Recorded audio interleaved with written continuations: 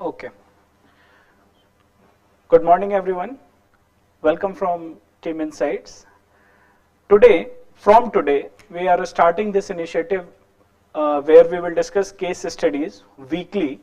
Weekly, we will discuss 2 case studies from previous year question papers.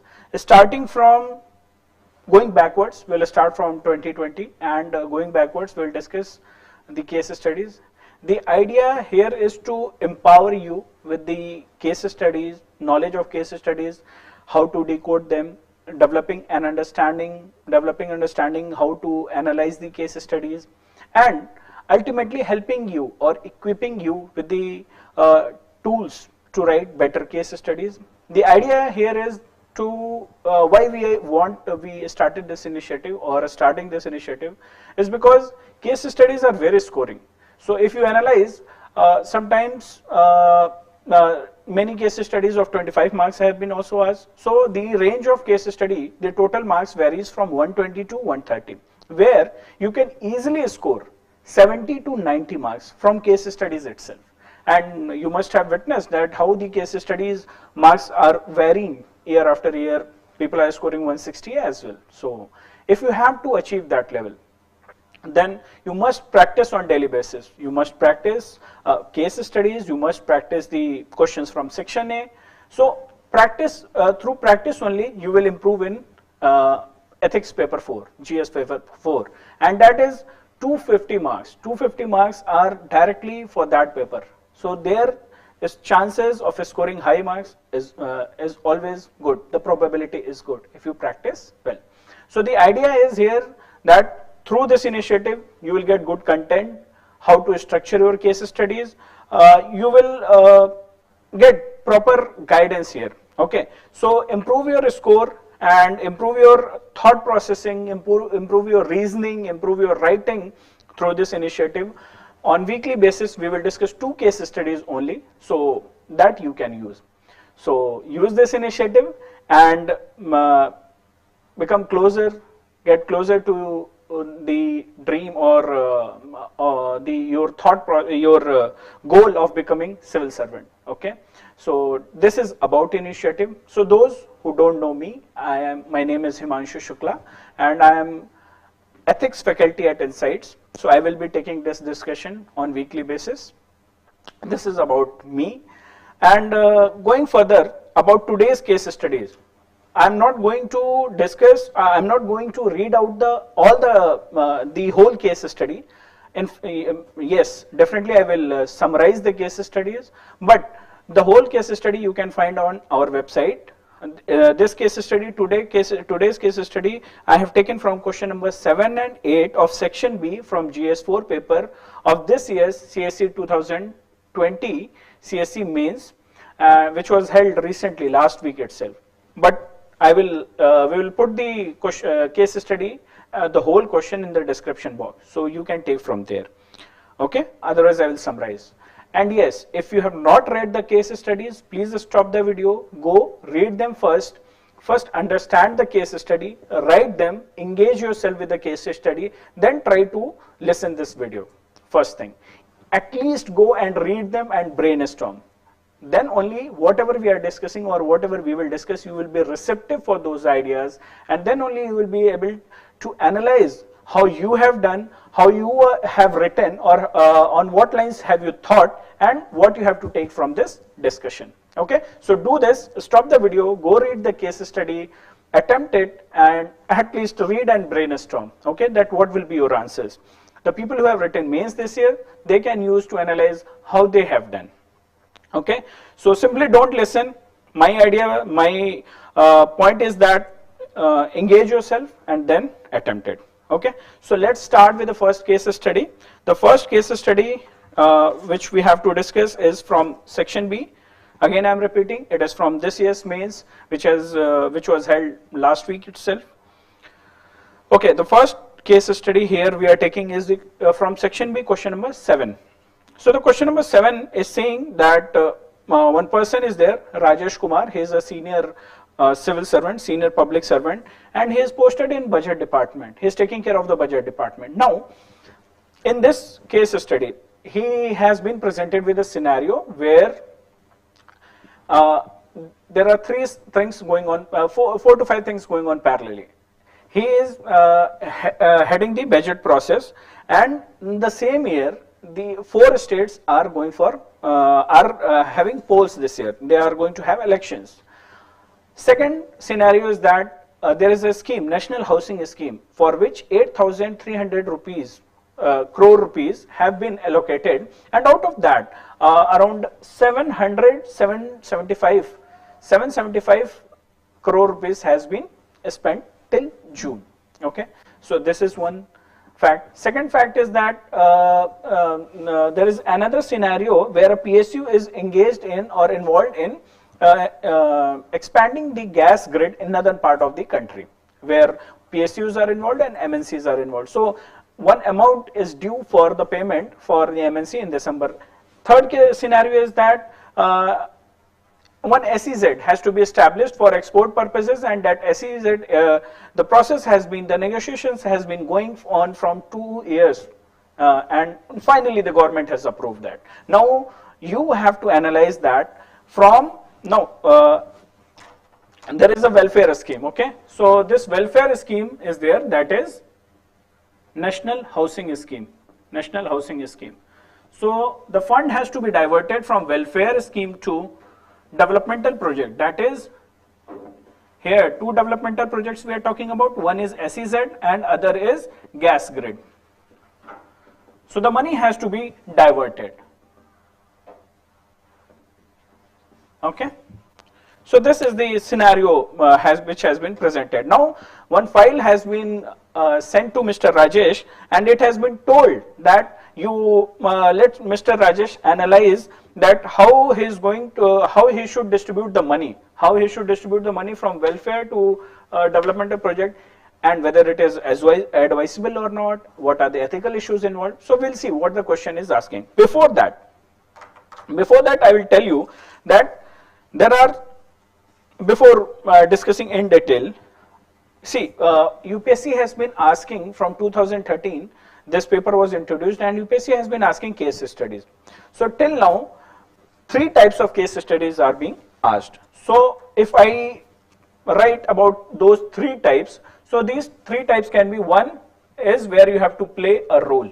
So role play, which is also known as situation reaction test. It is asking, it is testing your, the case study is putting you into a situation, and you are being given a situation, and you have to react according to the situation, and by entering into the shoes of the person who is involved. So you have to play a role as if you are district magistrate, as if you are district collector, or as if you are a doctor. So whatever the case study is demanding, according to that, you have to play that role. You have to imagine yourself that, okay, you are doing something. Okay, this is one type. Second type case study, I have categorized it as GS type case study. So this GS type case study is testing your static knowledge. It is testing your current affairs knowledge. So here you don't have to analyze, you don't have to enter in somebody's shoes, and you don't have to analyze that. You have to use your content from static knowledge, you have to use the content from current affairs knowledge, and you have to suggest. For example, UPSC has been asking, suggest reforms needed to check the misuse of RTI, or electoral reforms. In case studies, such kind of things has been asked, or suggest measures needed for the tribal welfare. Right? So there you don't have to play any role, you don't have to react according to the situation, rather it is some standard topic which was in news, or it has been going in news, or something which we prepare as the part of GS 1, 2 and 3, right? And even under 4 also. So you have to write answers according to your exposure of GS topics. Third category is third person's perspective. Third person's perspective. This I have categorized because sometimes the case studies are not involving you to enter in that any particular person's role. Rather, they are presenting a scenario, and from the third person's point of view, they are asking you to suggest Mr. Ram what he should do in that particular scenario. Suggest Mr. XYZ that according to this scenario, what are the options available in front of him. or what he or she should do. So that is a third person's perspective. You have to analyze the scenario, but coming out from the scenario, and you have to analyze from third person's point of view. So these are the three types of case studies UPSC has been asking. Okay, and under these three categories, you can put all the case studies which has been asked till date. Okay, so this is about what kind of case studies are being asked. First thing. Second, if we analyze today's case study, that is question number 7 of CSE 2020 mains, if you analyze 250 words and 20 marks has been allocated to this particular case study. So those who have written mains, they know, and those who have not written, they also, whenever you are writing any test series, you will get 4 pages to write any case study. And when you are getting 4 pages, you just analyze that this case study has part A and part B. So give equal weightage to both the parts. Devote 2 pages to part A and dedicate 2 pages for part B, right? And the marks distribution will be also accordingly, 10 marks for part A and 10 marks for part B. So always keep in mind that you have to give equal weightage. Don't stretch and write 3 pages for part A and just simply writing only 1 page. At the end, we end up with only 1 page, and we have to compromise our length of the answer by writing only a small answer for part B. So don't do that. That is caution. So we have discussed types, we have discussed caution. Now let's see what is the demand of the question. Okay, fine. Now when I am assuming that you have read this case study, and after reading this case study, you will find that there are certain stakeholders. When we talk about the stakeholders, who are the stakeholders? Let's write it separately. So here stakeholders are your you are playing a role, right? So when you are playing a role, so being a senior public servant, you are playing a role. Then central government ministries, because here politicians are involved, central government is involved, state government is involved. So both governments, if we talk about government, that is central government and the state government, they are a party to it, they are one of the stakeholder. Then think from beneficiaries point of view, weaker section, people from weaker section, they are one of the stakeholder, right? Then you will see the idea is to establish export market through SEZ. So export market, the beneficiaries, the players and beneficiaries, they are one of the stakeholders. Then we have PSU and MNC, they are stakeholders in this case, and gas grid beneficiaries, right? So gas grid beneficiaries are also stakeholders. So here we have discussed stakeholders. I will tell you that why we need to know stakeholders. Stakeholders approach is always needed, because let's say if too many things are there involved in a case study, do write stakeholders, at least write on the margins of the paper or in a rough area, because when you will think from stakeholders point of view, you will get more solution. Let's say the question is saying ethical issues involved. So think from every stakeholder's point of view, you will get more dimensions, you will get more points, right? So think like that. It will help you. Okay, here we have discussed that these are the people who are involved in this, these are the stakeholders.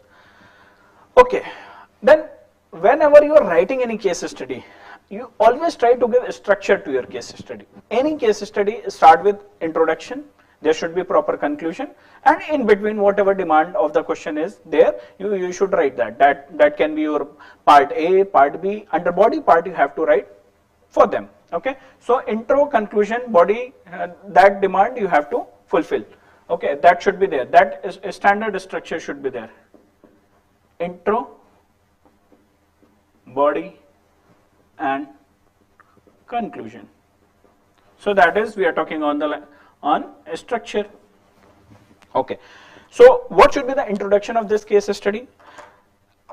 See, one of the good approach for writing introduction, because the question is asking directly ethical issues involved in reappropriation of funds from welfare project to development project, that is our demand number A. Then we have B, which is we'll see whenever we are discussing. So what should be introduction? You can write the values in question in this particular case study. and use them as your case study. For example, you can say that this case study, in this case studies, values which are being tested or at test are financial probity or financial prudence, financial judgment. Okay, a sense of judgment is being tested, is at question, or the empathy and compassion of the civil servant. It is testing the objectivity towards the political bosses. Like that, use these keywords and introduce the case study, that what values are at test. Okay, do this. After that, you, in this particular case study, apart from introduction, apart from body conclusion, and on the, as we have discussed the stakeholders, one more thing you should remember, a small timeline. So let's remove this.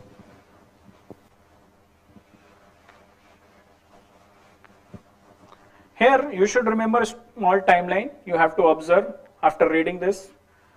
One is June, second is your August, and third is your December, and lastly you can put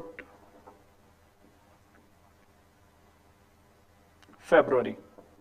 So I will tell you why these timelines are important. When you will read the case studies, you will find that in June, till June, under this National Health Housing Scheme, rupees 700, approx 700 crores rupees, 775 crores rupees have been spent till date. In August, we got the approval for the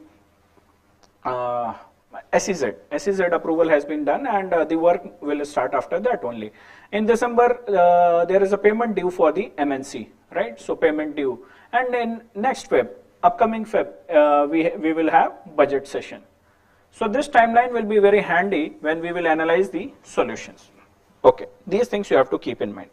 Now let's look into the first part of the question, which is saying that ethical issues involved in reappropriation of funds from welfare project to developmental project. So remember this. This question is saying that what are the ethical issues involved when we are diverting or reappropriating the funds from welfare to developmental projects, here according to the case study. Okay, fine. Let's analyze that. Whenever we are reappropriating, in this particular case studies with respect to the National Housing Scheme, so if we are reappropriating the fund, what will happen? The basic necessity of the weaker section, that is housing, shelter, it will be compromised. And if it will be compromised, then it is like denying justice to them even after 72 years of independence. So it is denying justice to them. We are denying justice. This is first thing. Okay, we can remove this.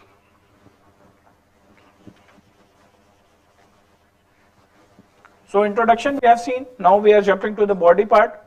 In body also, what we have seen, first part we have seen.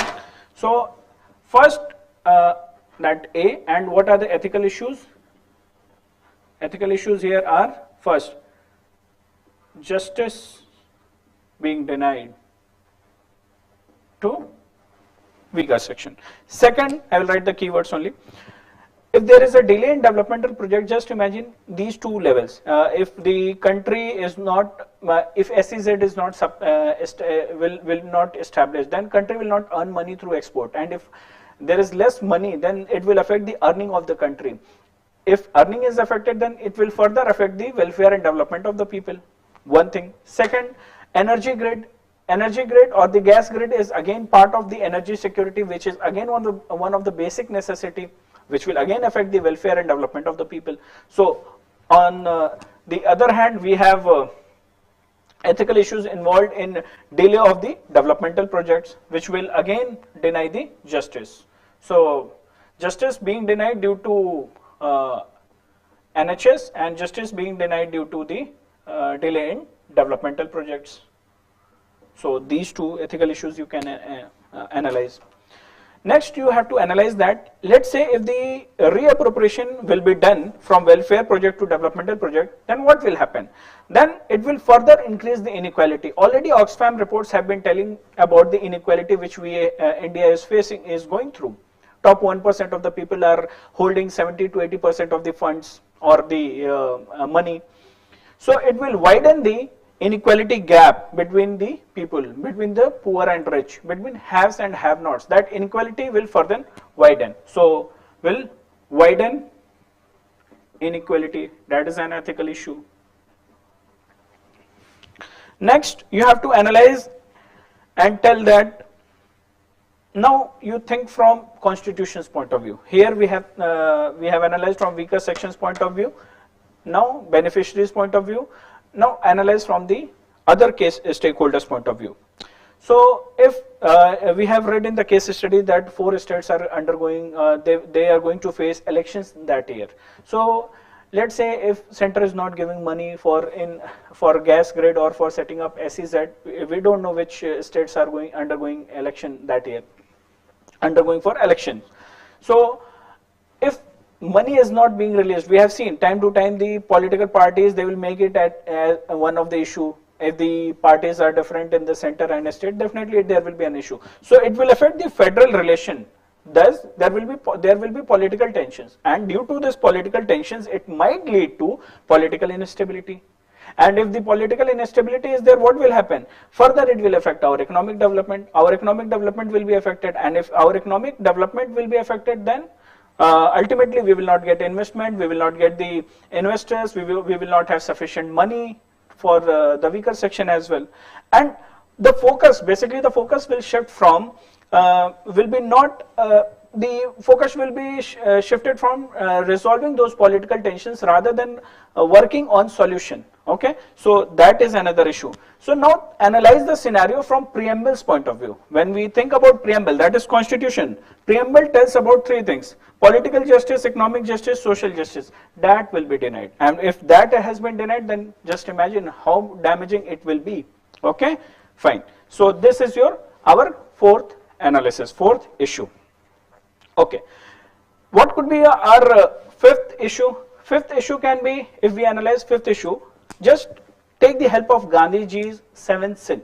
So if we take the help of Gandhiji's 7th sin, there is one sin mentioned: politics without principle. So if politics without principle, why I am mentioning that? I will explain you. Politics without principles.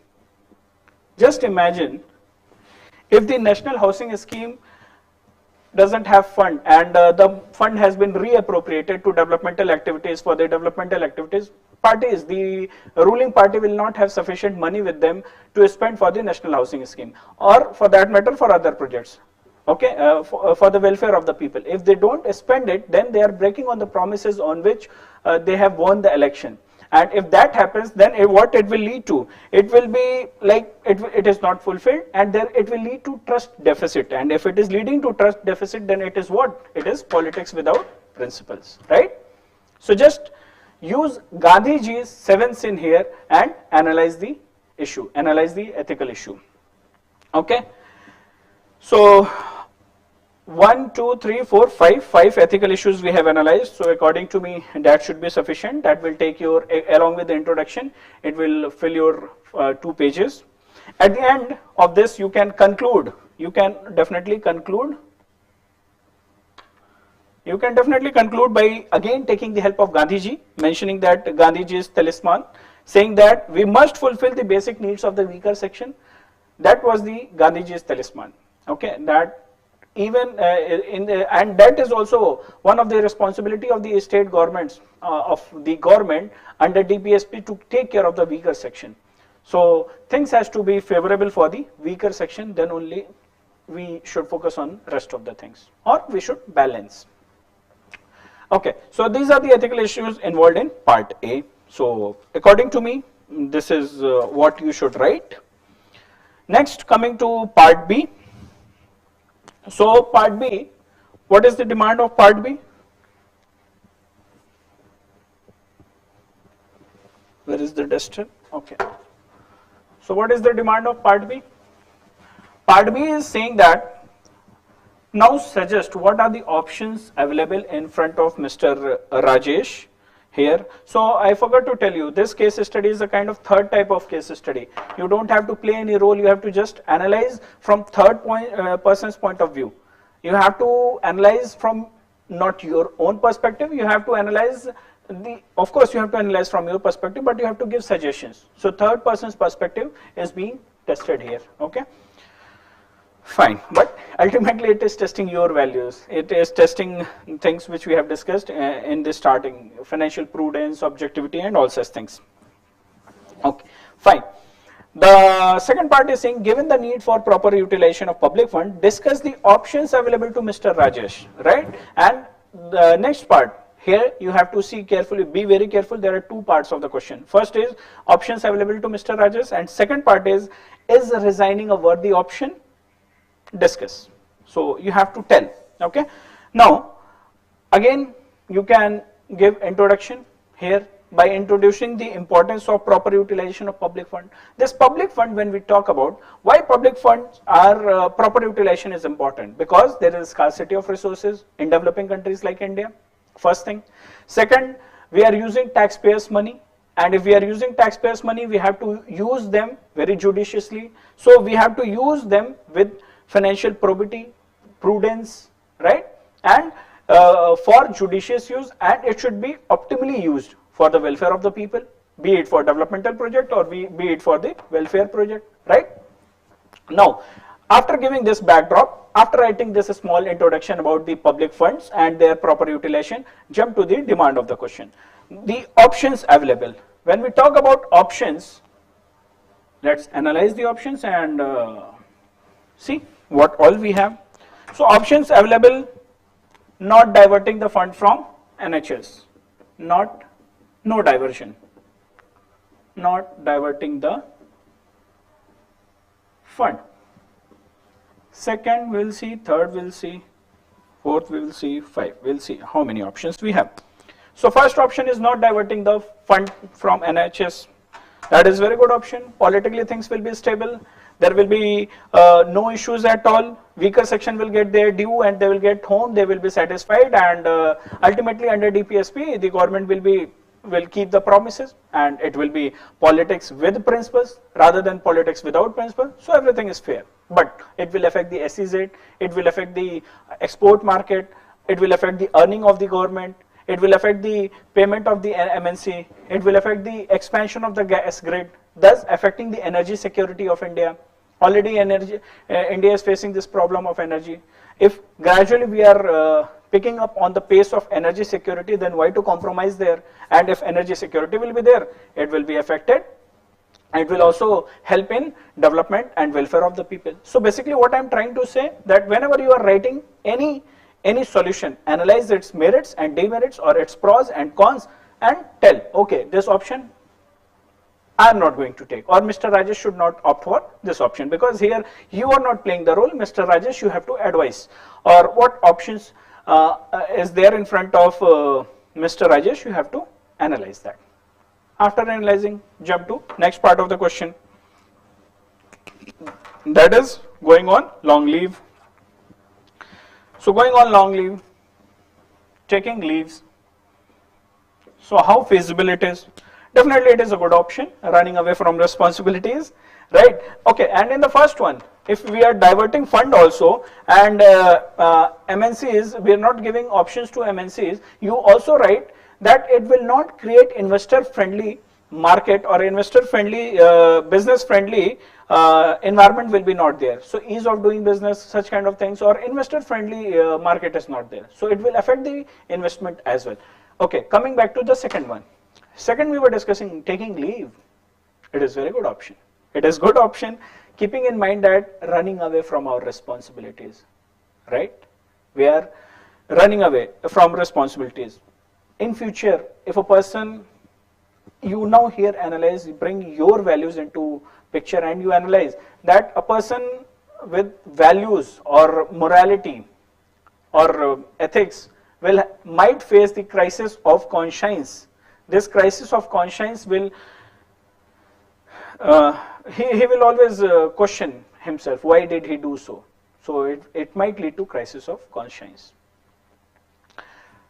Also, if decision will be delayed, if you are going on a leave, the decision will be delayed. And if decision will be delayed, then just imagine what will happen. It will lead to red tapeism. It might lead to the delay in the development of the projects, be it welfare project or developmental project. So welfare of the people is being delayed, and ultimately it is compromising, as we have discussed in earlier part. It is an ethical issue. The justice will be denied. The political, social, economic justice will be denied to them. Right? Third option. Third option is one of the option which has been given already in the question. That is resigning. Resigning from the office. Yes, definitely. It depends. We should consider it or not, but it is one of the demand. So we will discuss it in later part of the case study. Okay. Next can be, fourth part can be going for or doing balancing act.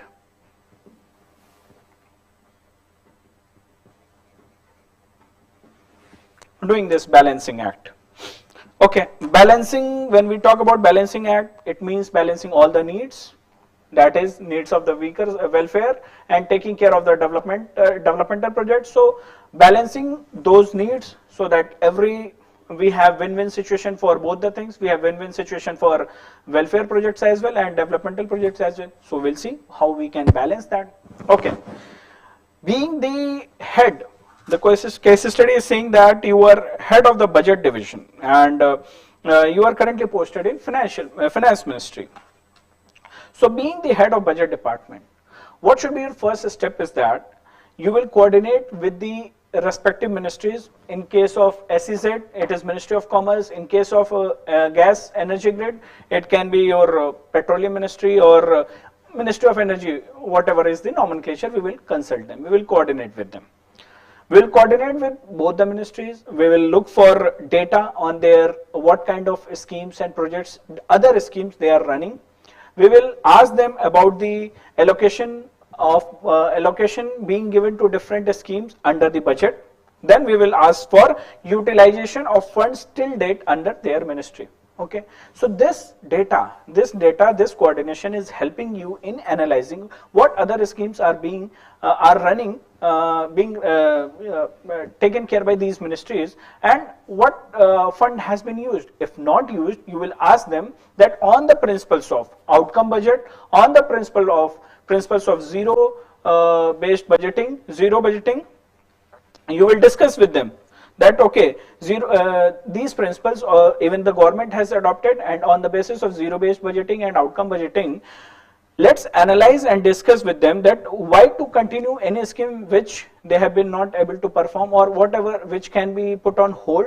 Let's put on hold and pool the money from within the ministry, within the department itself, and use that money for the developmental project. So here your first step should be to look for alternatives. Within the ministry as well. Okay, so that is one thing before directly going for reappropriation. So look for money and pool within the ministry for SEZ and gas grid, use that money. Okay, next, second step should be that okay, even no money is there, and now ministries are not having money, respective ministries are not having any money, and everybody is doing very good. On the principles of outcome based budgeting, they are doing very good. So better now here in NHS, NHS was allocated 8,300 crores rupees. Till June, they have utilized only 700 crores rupees. Just imagine, budget would have been passed in February and in June they have used only 700 rupees. Further, they have 8 months more. So maximum, even if they grow according to this pace also, they can use maximum how much? 1,000, 1,500 crores. Let's give them around 2,500 crores. So you reappropriate on the basis of analyzing the performance, analyzing the growth, the pace, and then allocate some money to the National Housing Scheme. That can be around somewhere 2,500 crores. Remaining, the demand which is there in this case study for the developmental project is rupees 6,000 crores. Okay, and here when you will analyze SEZ, the project approval has been given in August, so it will start somewhere after September. in December, MNC's first payment is due. So still have time, and the next budget will be in February. So all the needs will be taken care. So let's not stretch that. Use the money judiciously. Give some money to National Housing Scheme, and remaining 5,000. So 5,000, approx 5,000 crore we can give to the for the developmental projects, right? 6,000 is the need. 5,000 we can give to them, so that on this timeline, let them start the project, and in next budget they can take care. So like that you can reappropriate. Ultimately you have to do that, right? It's not that you are ignoring National Housing Scheme and you are ignoring other developmental projects. So take care of all the needs and do a balancing act and give suggestions. Okay, so with this balancing act, what will happen? Ultimately, all the needs will be taken care. No projects will be stalled. None of the project here will be stalled. Okay, and next budget session is coming soon. December is there, and in February budget will come. So soon all the needs will be taken care in the budget also, right? So Rajesh, ultimately, in conclusion, what you have to write? Conclusion further we'll see after analyzing this step, resigning step. You have to tell that Rajesh should use his financial prudence, his responsibility and duty towards the post, and look for solution and alternatives rather than running away from responsibilities like resigning or going on leave. Okay, and at the same time he has to take care of welfare and development, because both of the things go hand in hand. Even the developing country like India is not only focusing on welfare, we are also focusing on development. So both of the things has to go hand in hand. Okay. Okay, fine. Now we have to analyze second part of the question, which is saying, is resigning a worthy option? Yes or no? Do you think is resigning should be a good option? How many of you think like that? Put your answers in comment section and let me know that how many of you it's a good option. If yes, then you are a coward person. So it is an act of cowardice. Definitely it is not a worthy option. It is an act of cowardice. It is running away from responsibilities. It shows that we are not capable of resolving dilemma. We are not capable of resolving the conflict. It shows that it reflects that we don't have this problem solving attitude, right? So something we don't want to face, we are running away from that. So that is not an attitude with which you should join civil services, right? And it reflects that we give more priority to our comforts than to the needs of the people, than to the needs, to the constitutional obligation, than to responsibility towards our duty, right? And ultimately, it is going to affect everyone. So in the end, you can mention by writing down a quote that Swami Vivekananda mentioned that work is worship, and if we don't worship our work, then we won't be able to do justice with our duty, right? So use these quotations and conclude by saying that actions must be taken as per constitutional obligations, requirement of the time, and financial prudence with the sense of justice or sense of judgment as per the situation. You can use any quote on financial prudence or financial justice by anyone if you know.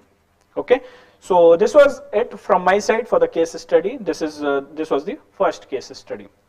Okay, hope you have enjoyed the discussion. So yes, this was the third type case study. Let's shift to the next case study. Next case study also we are taking from this this paper only, that is CSE Mains 2020. Again I am repeating, and this is question number 8. Okay. Okay. So if you have not read the case study, please pause the video, go through the case study, and let's analyze them. Read them at least, attempt if you are not attempted, or at least brainstorm. Then only you can receive the things. Okay. Next case study is very interesting. Okay. When you will read, then you will realize that how interesting it is. To summarize, the case study is saying that you are a chairman of Bharat Missiles Limited, and now there is a scenario, there is a situation. This case study, if I talk, then it belongs to role play. That is first type of case study where you have to play a role and you have to do according to the situation, you have to act accordingly, you have to give advices, you have to think, you have to analyze. So this type of case study, a situation has been given. Again, in this case study also there are two parts. So give equal weightage, 10 marks to both, 2 pages to both the parts. So you will get 4 pages. So do remember that. Give equal weightage of marks, equal weightage of paper, space. Now, as a chairman of BML, the case study is basically discussing or is testing your opinion and your understanding on the ethical issues involved in arms trade. So India, being a responsible country, is involved in an arms trade. Now they are asking your opinion as a BML chairman that what are the ethical issues involved in selling the arms in arms trade, and why India should sell, on what ethical grounds they should sell. So basically both of the things are being tested. So it is a kind of critical analysis of the particular issue. First you have to analyze the negative things, that why India should not sell, and second, on what ethical grounds it should sell the arms. So it's very interesting. Think on this. By that time you think, I will have sip of tea. Use the comment section to write. Hope you guys are enjoying. Okay. Again, I will suggest that there should be proper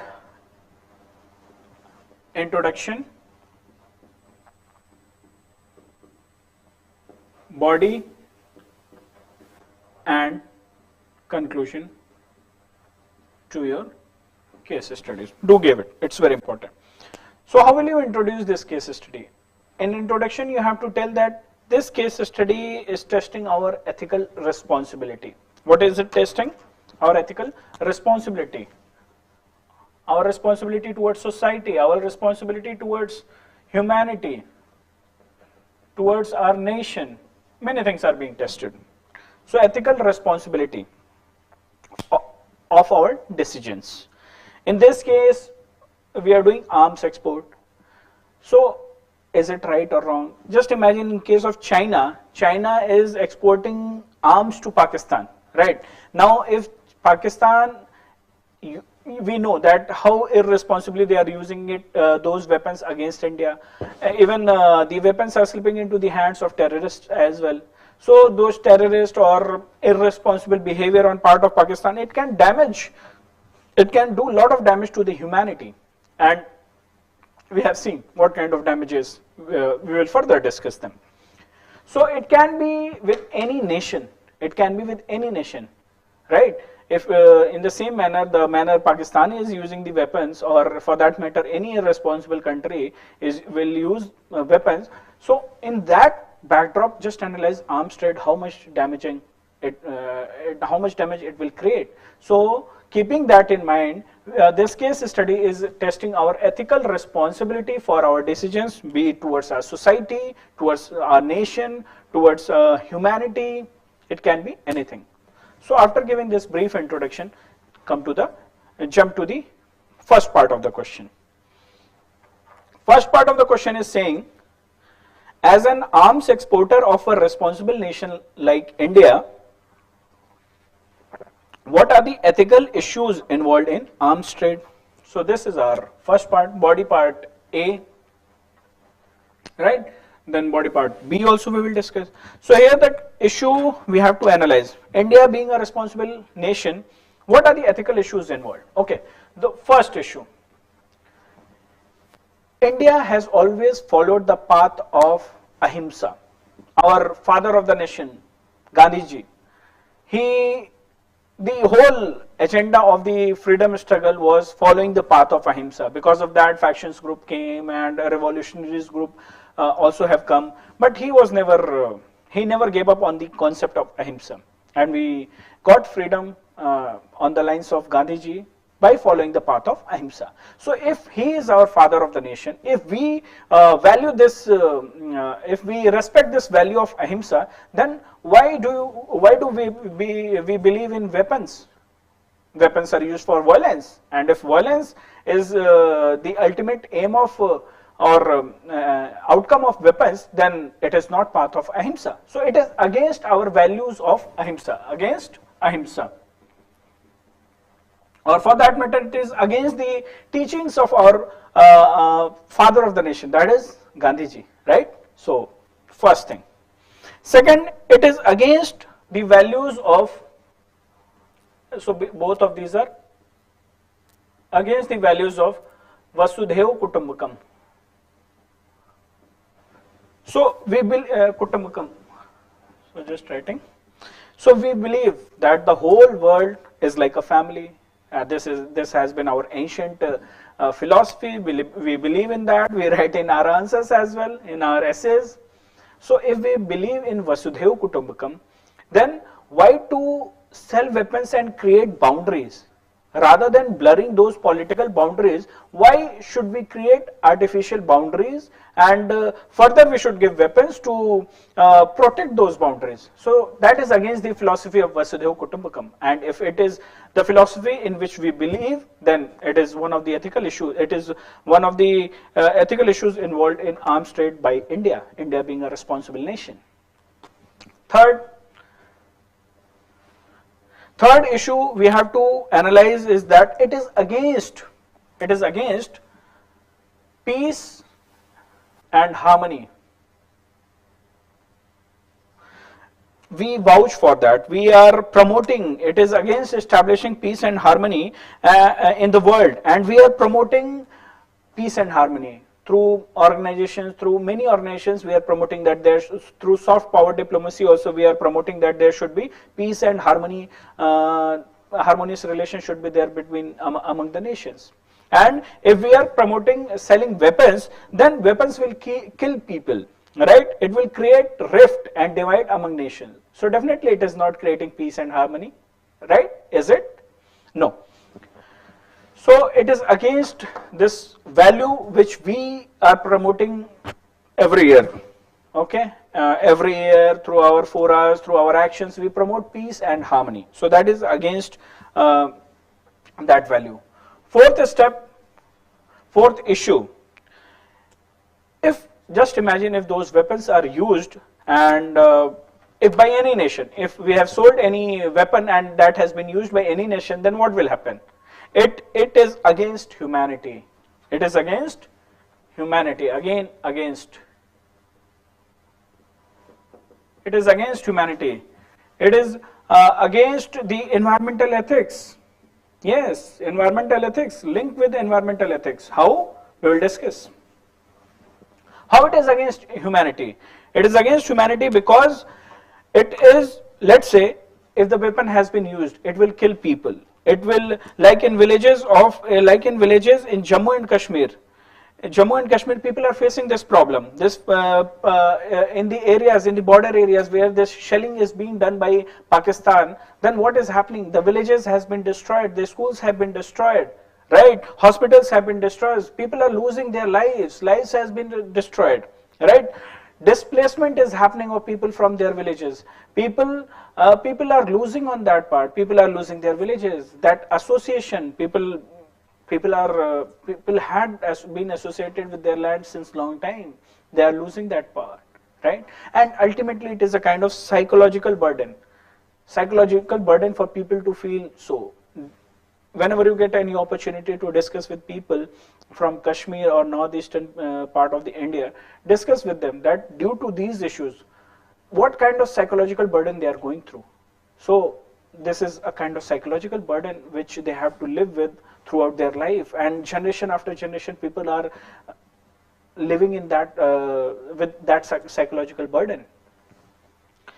Next, with respect to humanity also, many times the weapons have done impairment, visual impairment, or it has damaged some part of the body. Even people have lost their lives. So it is against humanity, right? With respect to environmental ethics, we have seen in the case of Nagasaki and Hiroshima, what has happened? There, due to this nuclear bomb, generations have been affected, lives have been affected. Not only human, but flora and fauna have been affected. So it is against environmental ethics to use such weapon. It creates damage, it causes damage. It's not only between two humans, that sound, that noise, pollution, and whatever its remnants are there, it will affect the environment to great extent, and the rift and that damage will be very deep. Okay, so that is against environmental ethics. This is here. Okay, next ethical issue, you can analyze that India, let's say India is selling these weapons to least developed countries or developing countries for that matter. So what will happen?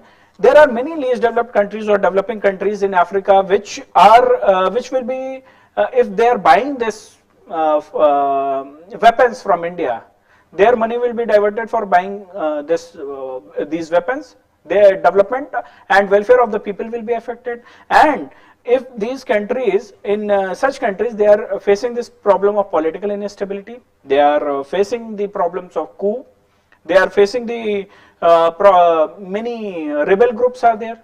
So it might slip into some irresponsible hand, and if it slips, so if it happens, then if these weapons will be not used responsibly, and whole, like, this will be always a moral burden and moral crisis for India, that why India was involved in such kind of thing, and we have sold that weapon, and our weapon has been used for that particular thing, be by rebel group for irresponsible use. So definitely India, being a responsible nation, should not live with that moral dilemma, moral burden, not dilemma, burden. Okay, so this is it. Okay, seventh issue, here you can write moral burden for India. Seventh issue, if we talk about seventh issue, it will be India is one of the founding member of UN, and India have been committed through UN and have been supporting for reducing armaments. Many charters have been passed for reducing armament. So if we sell these weapons, then it is going back on our promises. It is going back against our commitment against our commitment and solidarity to UN on the matters like disarmament, right? So reducing arms at global level. So against our commitment. So another ethical issue is that it is against our solidarity and commitment. Right? Commitment and solidarity. So this is it with respect to section, part A of the question number 8th. Now let's see the question number, part B of question number 8. This was a contrast. Here we had to discuss ethical issues when we are doing this arms trade, when we are exporting to other nation, India being ethical, responsible nation. So these are the ethical issues, 7 ethical issues we have discussed. Now, we have to think opposite, right? The next part is body part. Here we have to see B part. The B part is saying, list 5 factors, 5 ethical factors that would influence the decisions to sell arms to foreign governments. Now we have to analyze completely opposite. You have to suggest 5 factors why you should sell. So basically this case study is testing your critical analysis of any issue, but here in case not any GS type issue, here one study has been given, one case has been given, there you have to analyze, right? Okay, so what should be those 5 factors? 5 rather, we will discuss 4 to 5, 6, we'll see. Okay, okay, I'm erasing this one. Okay, now we are discussing this part B. Okay, why any nation needs weapon?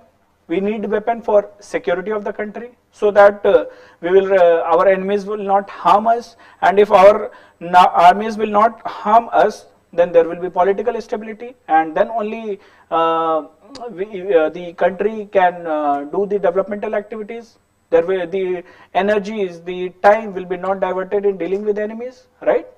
For example, what we have done in Balakot, airstrike. After that, to some extent, the terrorists are not attacking or not creating damages, right? So that was very much needed.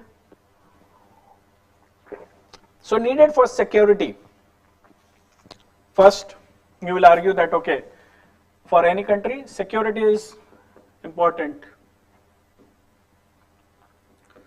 Second, weapons, they act as deterrence. We use them for deterrence, right? It maintains, it helps in, it is extended from the first part only. For deterrence, we need weapons.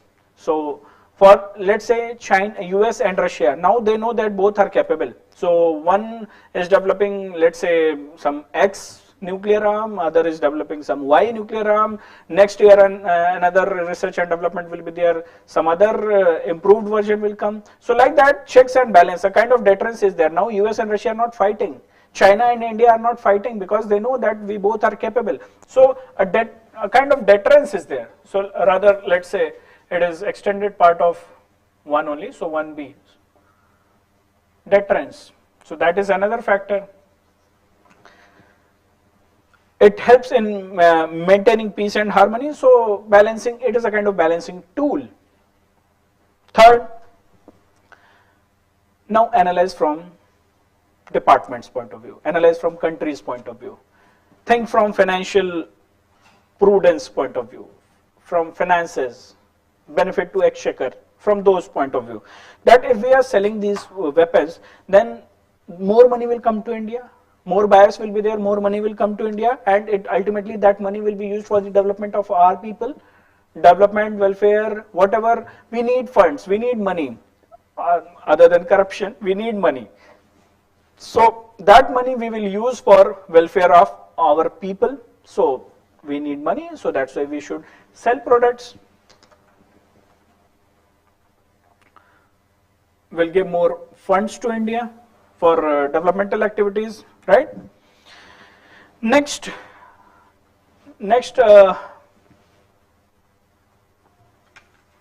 is our third point. So third point, you have to analyze and say that this selling weapons is not it is not an ethical act. Why it is not ethical act? Because keeping in mind the development and welfare of the people, and by selling or by buying the, for if we think from a country which is buying this these arms, if we give this logic and reasoning as we have given earlier, that if the country is buying or exporting some arms, it will affect the development and welfare of the people, then it is not so. There are many funds under SDG, under line of credit, through multilateral forums and multilateral forums like UN, SDG goals and all. All the countries are committed for removing poverty, removing hunger. On the developmental issues, we have a collaborative approach and we are acting on that. So it's not that the fund will be diverted. Even developing country like India is taking care of welfare and development, and we are one of the largest importer of the arms in the world, right? So yes, it will may not affect it. So it is not unethical. So that should be our argument, that it is not unethical. It's not unethical. Next we will analyze that by saying, now think from ethics in international relation point of view, ethics in IR.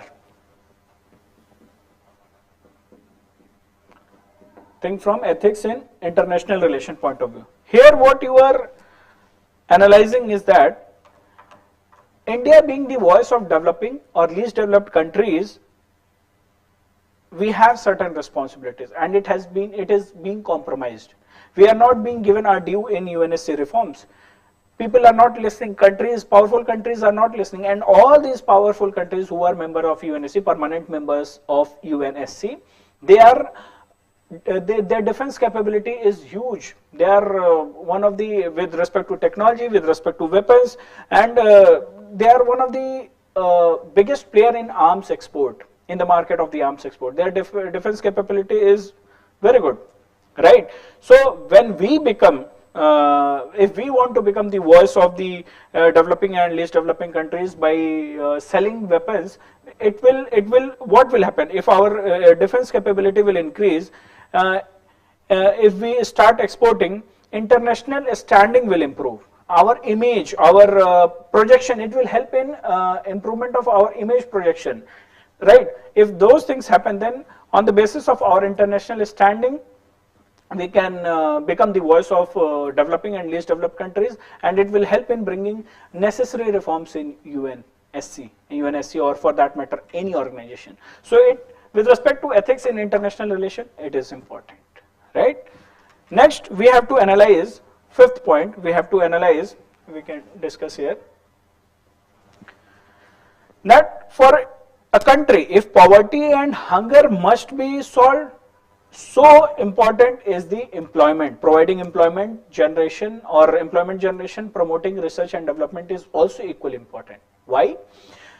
Because here, if we analyze in this case, if we become arms exporter, if we are exporting arms, then definitely we are investing in on research and development. It will lead to more employment generation, more capacity building, right? So more employment generation, it will lead to innovation, and our capability will increase. Ultimately what will happen, that it will not only that technology demonstration and all will help in at many fronts.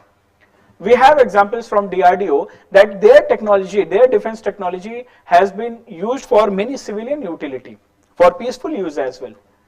DRDO has been giving, ISRO has given their whatever technology they are using in rocket science, that is being used for civilian use as well.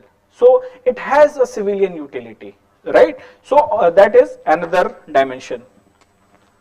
Employment generation, R&D, and civilian utility of such development. So it will help there. So if we grow, if we become arms exporter, we will expand our capabilities, it will help in employment generation and other things. Okay, so this is it with respect to part A and part B. 5 factors were asked, we have discussed almost 6. Then conclusion is must. Okay, so conclusion has to be there in a case study. You will mention that India being a responsible arms exporter, we must ensure that whatever to whomsoever we are selling, or irrespective of which nation it is, but we have to be responsible. We must ensure that we are not exporting in wrong hands. We are not exporting these arms. We are not exporting to any terrorist group or rebel group. Rather, it should be used for empowering any vulnerable nation, right? And you can end by quoting beautiful quote by Gandhiji: with greater power comes greater responsibility. So by using such quotations, you can put an end to the case study. So that is all with respect to the conclusion. We have seen 2 types of case studies today. I have told 3 types, and you have to keep in mind the demand.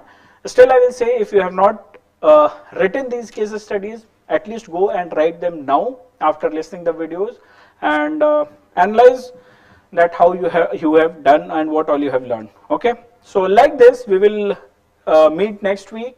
We'll come up with 2 more case studies next week. So we'll continue this initiative, and rest of the days what you can do, let's say mostly this video will be on Tuesday or Wednesday. Rest of the week you can take the case studies from, let's say, our website. We have this 70 days revision plan for ethics, and many, you will find case studies on our website. Lot of case studies are there. Use those case studies, use the learnings from today's video, use the learnings, use the structure, the way we have given the structure to the case study. Take a structure, take content, take learning, take analyzing skills, use the reasoning skills, and write your answers, and that you can have a peer review, right? So use these learnings, and all the very best for the whole week. We'll come up with the next video in the next week. Okay, and yes, Thank you. Have a great day. Bye-bye.